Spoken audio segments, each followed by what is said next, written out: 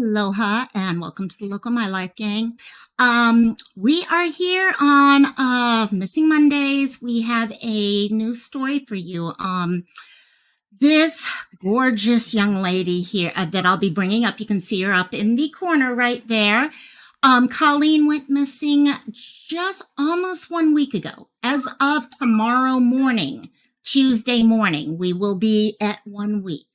So if I can ask y'all to help out at this time, okay, pull up your chairs. I'm grabbing treats for the dogs now. They were so good yesterday when I went live, and now they're being noisy. And also, if you pull up a chair where you can come up and download some of these posters, hear her story, and let's see what we can do about spreading her story a little further around the nation, because after 1 week, she could be anywhere in this country at this point, and we need to share that and be her voice and help bring her home to her family who is missing her terribly right now. So pull everything up and I'll see you right after this. Aloha and welcome to the Local My Life.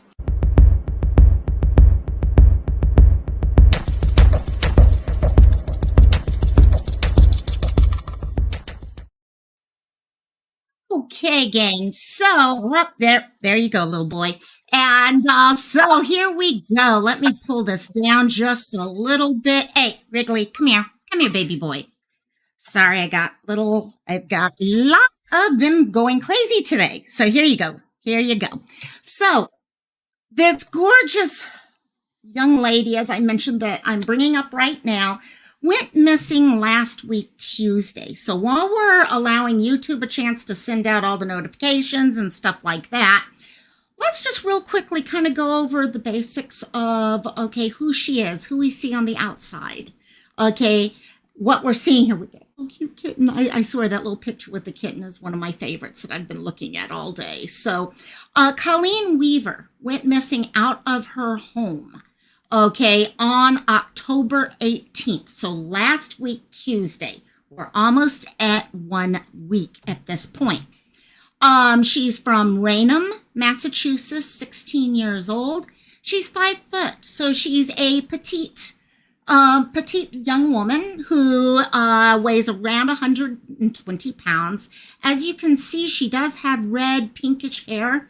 So it is dyed, but anyone who has ever dyed their hair knows once you dye your hair, it's really easy to continue. So at this point, she could have many different colors. Okay, she could be brown, blonde, you name it. She can go in any direction she wants. She also is believed to be wearing glasses. She also has a nose piercing and a couple small scars, one on her forehead and one on her chin. So that gives everyone a real quick look at who we all see. You know how when we sit down and we see posters of people who've gone missing, we see the picture. We see what the person looks like. And that's what the poster is about, because that's hopefully what we'll see when someone comes across her at a shopping area or happens to see her in someone else's car or something like that. That's what they're going to see. But as we say all the time, there's so much more than that. Okay. The picture is just part of who they are. There's what's inside here. There's their experiences, their family, their friends, all these other things. And that's actually what makes all of us tick. And that's what we're here to do, is hear all these stories so that we can recognize her, okay, and be keeping that eye out and know just what a wonderful girl she is, whose family is missing her. She's got, from the looks, she's got her mom, dad, brother, sister, all waiting for her to come home. So let me say some real quick highs in chat. Okay, I was talking to PJ earlier, so hello, PJ. PJ, had you heard about Colleen? I know I know you, Sleuth. Okay, a bunch of us are always out there looking at different cases. I was wondering if you had seen her case, and I came across it, and I was just like, ooh, okay, yeah, 1 week. This should already be across the whole nation at this point. So we need to change that. So PJ and Miss Sherry, hello, my dear. BC, hello. KK, you made it. Hey. Sleuth is here. Yeah, okay, you did make, okay, I thought I saw somewhere, but I couldn't remember. And all day I've just been rushing. And I knew I had seen her name somewhere, but I couldn't quite remember exactly where it was. And I actually started doing the research this morning. So I was like, what was it? What was it? So I am happy her community, her family is really coming around her. And the community as a whole has really come together. She's a member of their family. We talk about this in Hawaii, okay, Ohana. We are all a family. My community, okay, my Ohana here where I live, my online community. And they're coming together for her now. So hello, hello, hello, Sleuth. And Hope, hey, Hope, how are you doing, my dear? Seal, hello, Seal. So let's go into her story a little bit so we can kind of get an idea what happened and what led up to her disappearance last Tuesday. So as I mentioned, she's a 16-year-old, and I think we're dealing with another case. Okay, we just finished the internet safety discussion. I think we're talking about that type of situation here again. Okay, where teenagers get talking to people online. And as we talked about, you never know that person on the other side. Are they who they say they are? Okay, we see that every single day of our lives where we're all talking to each other in the YouTube community. And then you start realizing, okay, that person's not quite what I expected they were. So that's happening to us as adults. Of course, it's happening to people who are younger, who are not recognizing the hints, the clues to look out for. It happens because it's happening to all of us. So she went missing. She's a junior over at Bridgewater Raynham Regional High School and went missing from her home, which is on Orchid and King Street. So early in the morning, somehow she went missing between 1 a.m. and 6 a.m. Okay. However, as we go through this timeline, wow, it's even with that timeline, it's not just 5 hours that are open. There was still stuff going on in the house. So it's not like, you know, everyone went to sleep at 1 a.m. and they woke up at 6 a.m. and she was no longer there. There were people up and down all night long. There was activity going on in the house the whole time. Hey, Savage!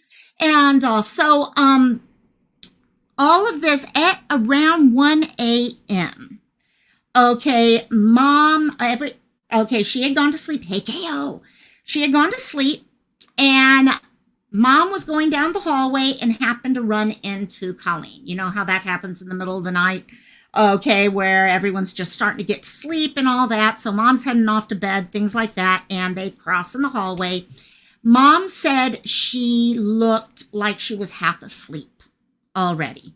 Okay, that look that so many of us get when we're kind of waking up and we just need to go to the bathroom and then head back to bed. That's where she was at that time. She was heading to the bathroom. She saw her go to the bathroom and then head back. Okay, she had gone to the bathroom and was heading back to her bedroom. After that, we go 46 minutes before anything happened. Now, what they found out later is that at around 1:46 in the morning, they've looked into computers, okay, and I'm going to talk about computer access and all in a few minutes, but they looked into her computers and they found, well, her brother's computer, and they found a message, a Gmail chat message. I suspect on computer, it could have been by phone too. I'm not sure, sorry. And you know me. And it said, "I'll be at the party soon." This was sent to a friend. "I'll be at the party soon." Problem is both police and Mom have talked to this person. It was a friend of hers, a young man who was a friend of hers. However, he had not spoken or seen Colleen in quite a while. Okay, that he couldn't understand why he was getting this message from her or anything. Was it meant to be sent to someone else and it was sent to the wrong? We don't know. All we know is a message did go out saying, "Hey, I'll be at the party soon." That was at 1:46 in the morning. From 2 o'clock to 3 o'clock, so 15 minutes later, while all this is happening, her sister, okay, her mom said that her other daughter, so Colleen's sister, was in the kitchen making cookies from 2 a.m. till 3 a.m. During this time, she said she did not hear anything out of the ordinary. It was a normal, quiet night. While everyone else was sleeping, she was busy in the kitchen. And so now we're up to 3 o'clock. Okay, we know at 1:46 she's probably at home, saying she's heading there. And up till 3 o'clock, her sister's in the kitchen.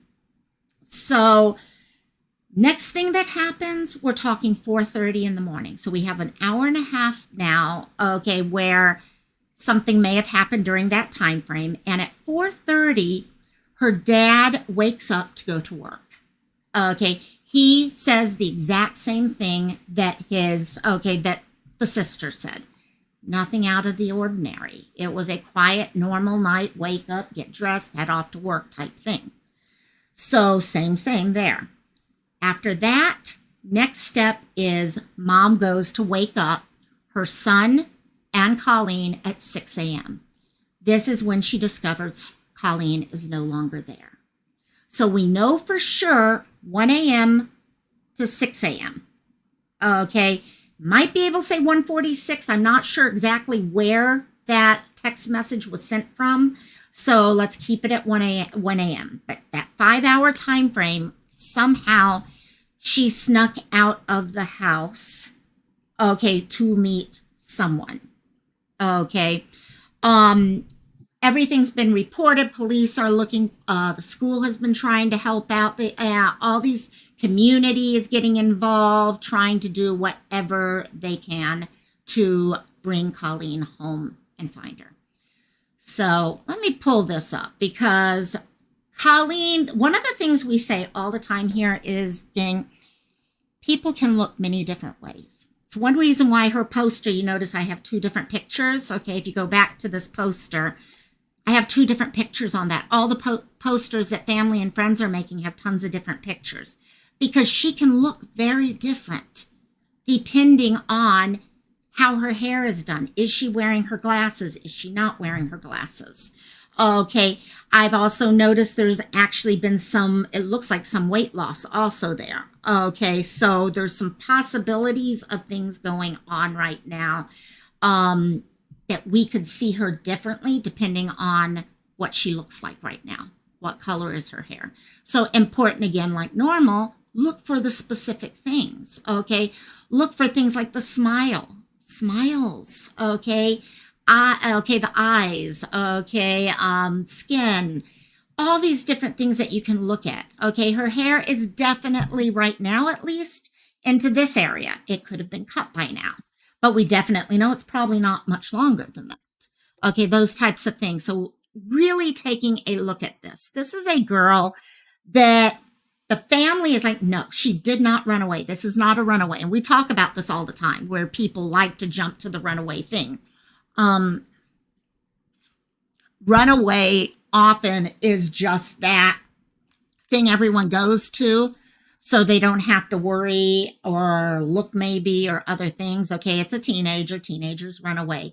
Oh, it's a 24-year-old. A 24-year-old runs away type. No. Family know their family members. They know, they feel down in their heart. This is not her running away. She went to meet someone, and they personally do not think that person was who they were saying they were.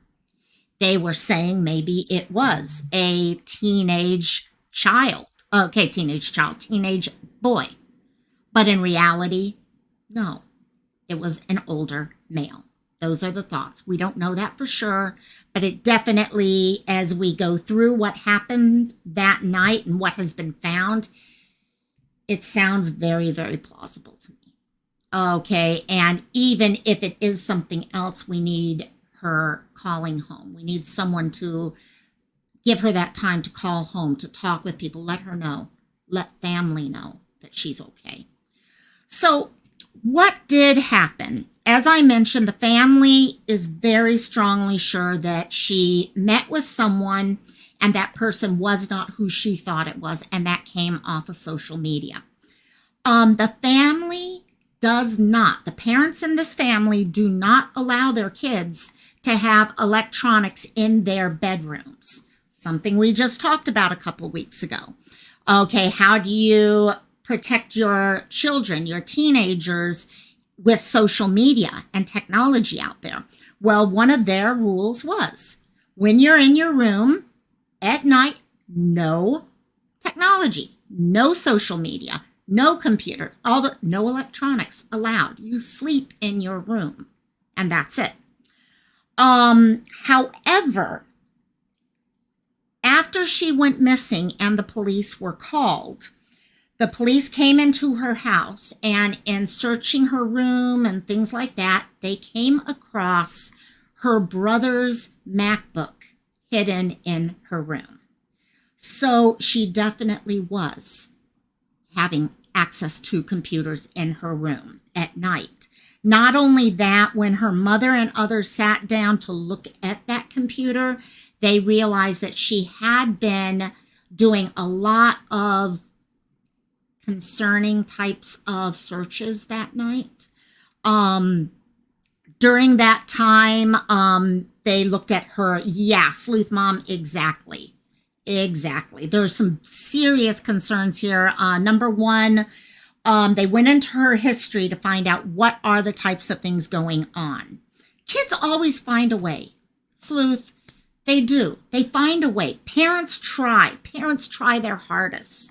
And I'm sure this family is really, this is hard for them to go through. And they tried to set all these things up. That's what we were talking about on the panels.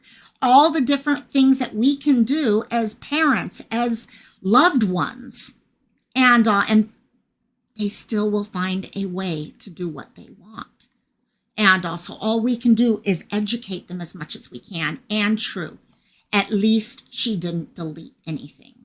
Okay, at least from what we can tell, she did not. And yes, she has an amazing family. Everything I have seen, every comment, everything sent out by other people. And guys, I have pay, and I'm going to go ahead and tell you about it right now. Up at the top of the chat area, I have a GoFundMe listed. There is a GoFundMe that's been put together. It is an official GoFundMe for the family. Please, you guys know what it's like when you're trying to search for a family member. You are making posters. You are trying to put together search teams. You are trying to do candlelight vigils. All of that costs money. You're trying to bring people home. So whatever anyone can do, if you have a couple dollars that you can let them have so that they can help try to bring their daughter home, I know they'd appreciate it. I am sure they would appreciate it. So some of the things they found out when they started going on to her history and is that she definitely was going on to social media she was not allowed to. Okay, we talked about saying, hey, certain social media you're not allowed to go on to. They seem to have had some pretty strict rules about sites that were not allowed to be gone on to. Well, they discovered some of the sites, which included, there were actually tabs left open. So this is another reason why I honestly, gang, the fact she did not erase anything on her computer, gang, okay, she left tabs open in some of these cases, makes me think she really thought she was coming home. There's other things such as she didn't have extra clothes with her, no money, no phone, all those other things, okay, that also lead you in that direction. But my gut is saying she thought she was coming home that night. And she had the following tabs open on the computer. She had Instagram, InstaChat, and Discord. You guys know we all deal with Discord here. We've talked about Discord. We've talked about how on Discord, people go pretending they are not who they are, and you're on these large chat areas where you have voice chat, you can do video chat, you can do all these things through Discord. And it is so easy to get yourself interacting with someone who is not who they say they are. So that is definitely worrisome. And I could definitely see her talking with someone, thinking it's another teenager that she's just talking with, enjoying her evening. Okay, talk story. May have gone and said something about, oh, we're having a party tonight. Why don't you come over to the party perhaps? She goes and texts back. Okay, thinking she's texting them and she texts someone wrong maybe. I don't know. We don't know. Okay, you guys know I try to stay out of all the really in-depth type of assumptions because we don't know. The police are the ones who are doing the research into all that. Okay, our job, get the information out. Hello, Princess Elsa, Megan, Princess Megan Elsa. Hello, hello, hello. And also, oh, KK. Okay, stay safe, my dear. Stay safe, stay safe. Love you, my dear.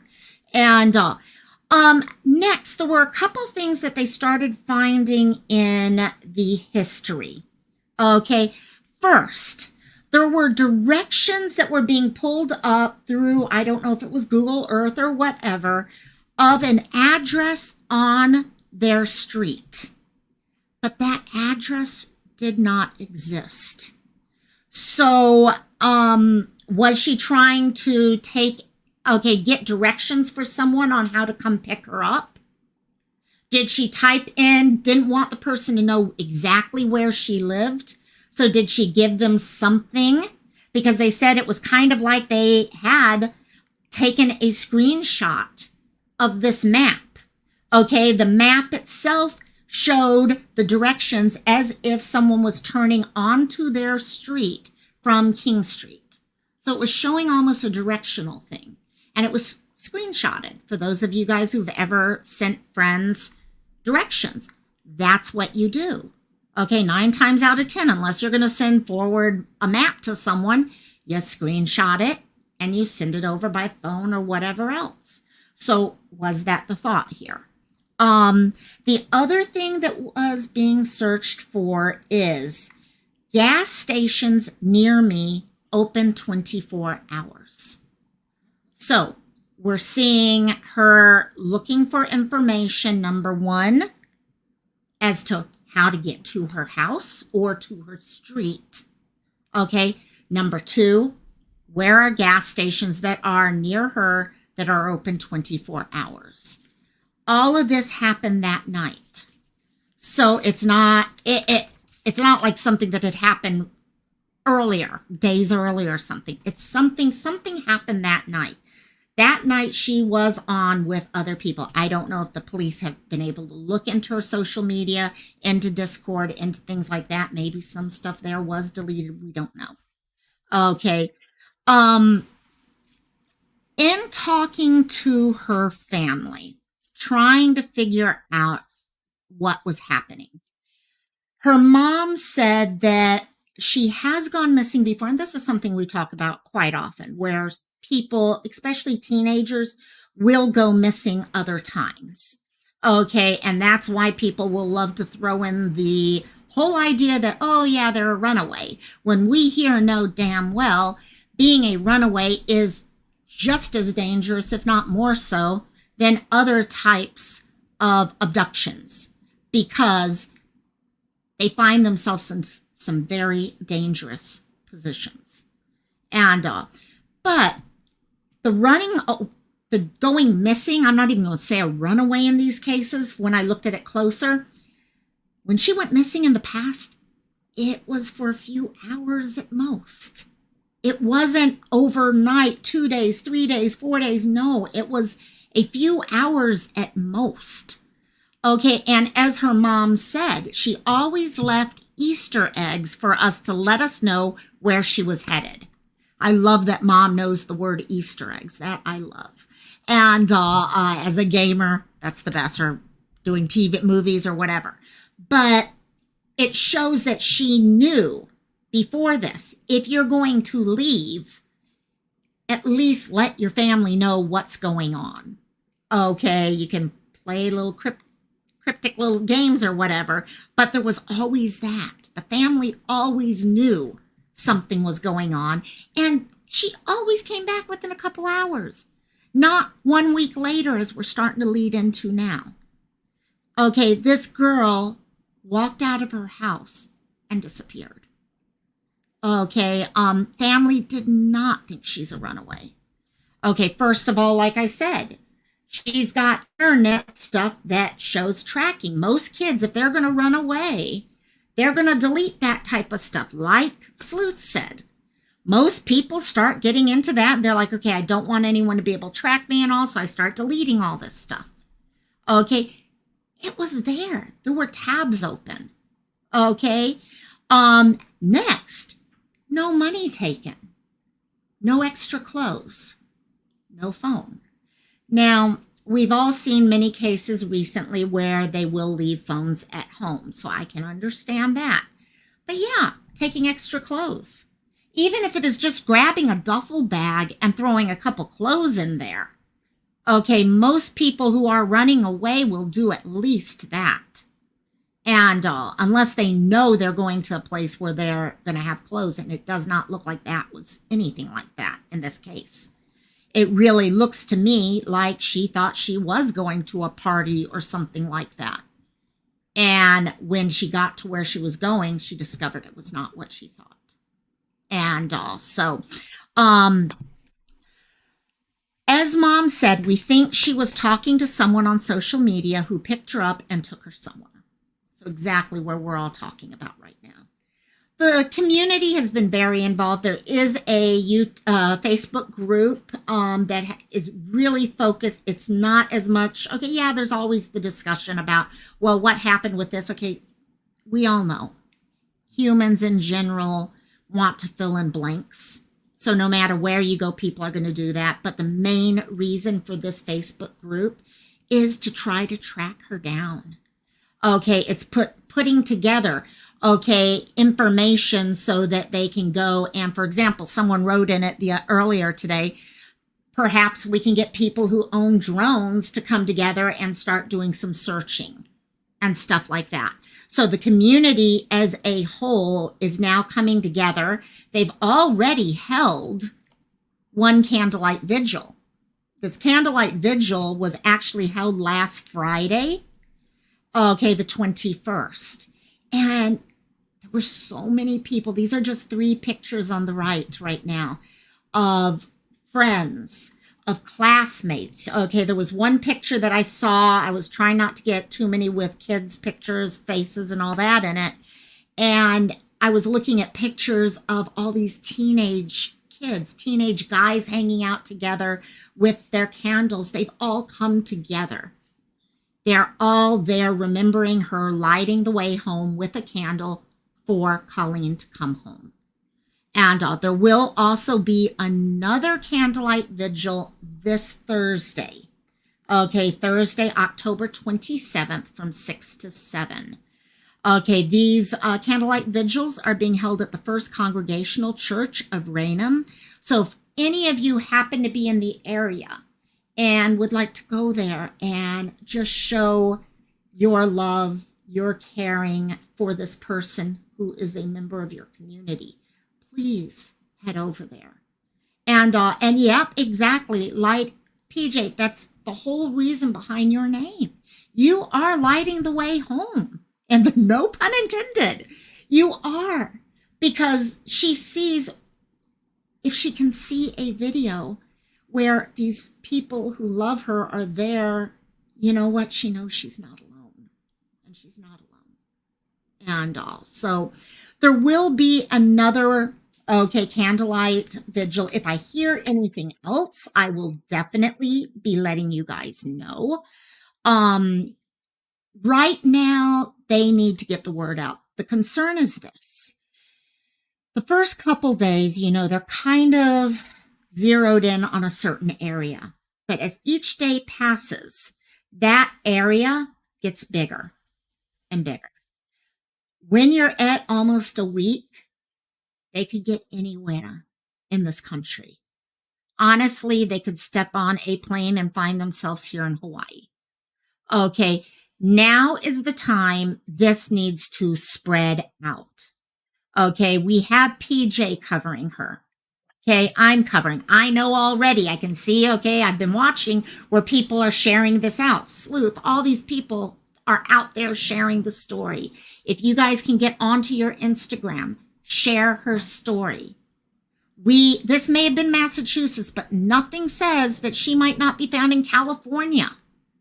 Okay, Texas, Utah, okay, anywhere across the whole country. But if people have not seen her picture, they're not going to know to raise the alarm. We need to share her picture. So the pictures are on my Discord. Let me real quickly, and let me get the link for anyone who wants to come join us over on Discord. Every time we got posters, I post them there. I also post them on a couple other Discords also.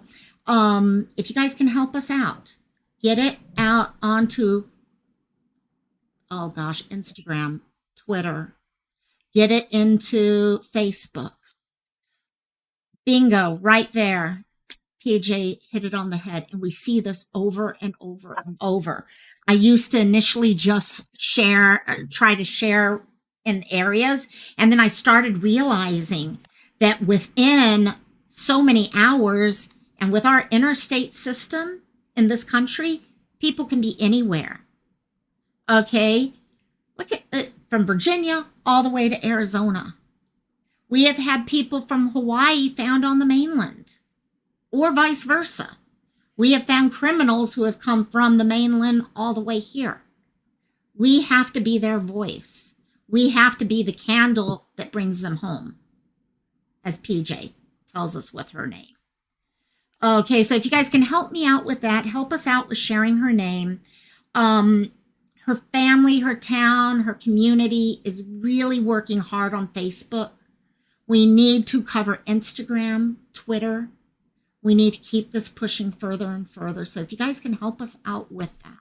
So let me real quickly pull up our poster one more time so we can go over everything here. KO, that's no problem. You know what? For those people who don't have, and that's actually a good point, KO. Okay, some people don't have other media. Okay, they are like, nope, social media, okay, it's the devil or whatever. Okay, I'm not going to get near that or anything because we all know what the social media can become like at times. And but just by liking, giving a thumbs up, okay, doing those things, writing a comment. KO is always so awesome, not just here, but on other people's channels too. I noticed this too. Writing a comment, even though you were in the live, coming back and commenting, because it increases, okay, the chance the algorithm is going to pick up the picture, okay, and share it out to more people. You may not realize, yeah, Sleuth, KO, you make a huge difference. Each of you guys who do that comment is worth so much that you guys don't even have any inkling on. So please, please feel free to do that because that probably will help almost just as much as a Twitter or an Instagram or anything else. And I've seen the more comments you have, the more you're in the algorithm. So Colleen, and I do not want to forget this, by the way, so don't let me forget this, gang.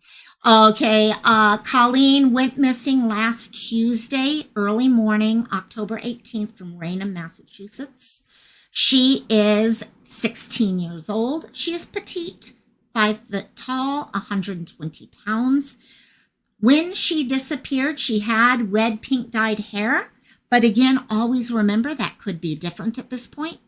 She is believed to be wearing black rimmed glasses like you see in this picture here and has a nose piercing. Okay, she also has a small scar on her forehead and the bottom of her chin. It is possible she may be traveling with an older male whom she met online and thought was a teenager. We do not know that for sure.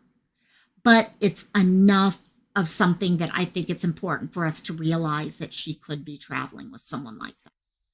If anyone has any information whatsoever, okay, don't think just because you're on the other side of the continent that, oh, it can't be her. I saw someone who looked kind of like her. Can't be her, though, because that was Massachusetts. No, it could be her. So please call the Raynham PD at 508-824-2717. Okay, so it's definitely, you guys can help. You guys truly can help.